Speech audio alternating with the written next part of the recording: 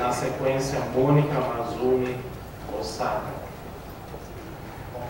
Boa tarde a todos, dado a hora vou ser bem sucinto, né? Como sou antropólogo, eu gostaria de lembrar a todos que a proposta, na medida como está posta pela CONAMA, até esses projetos de lei ferem diretamente a Convenção 169, né, da OIT, que a gente vem defendendo, outras penas, que, enfim, dá o protagonismo às populações tradicionais.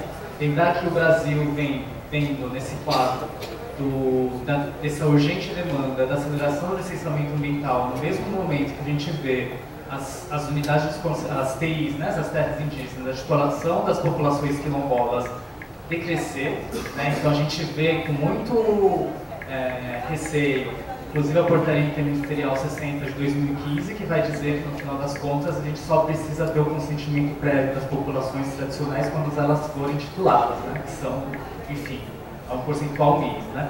Na verdade, o que eu vim aqui falar é fazer um alerta, sobretudo no sentido de aprofundar o nosso processo de licenciamento ambiental. Eu acho que, assim como o Emerson colocou aqui, que existe uma pressão extrema, né, dentro dos setores do IBAMA em relação ao licenciamento ambiental, a gente também vê isso dentro das empresas que são contratadas para fazer esses laudos, né? Então a gente vê arqueólogos, antropólogos, biólogos sendo pressionados a escrever laudos que são favoráveis aos empreendimentos, né? Então a gente teve já, eu acompanho aqui no Ministério Público Federal, a Câmara da Cultura do Direito Patrimonial, né, da preservação do direito patrimonial, a gente precisa somar esforços com esse tipo de discussão, porque não dá para a gente ficar imaginando que o processo posto como está também é eficiente, quando ele, no final das contas, está todo ele voltado para interesses econômicos, né? Acho que a gente precisa realmente minimizar e mitigar, né, esses futuros conflitos que têm ocorrido constantemente, dado que o Brasil ainda é campeão na morte de ativistas do campo, né?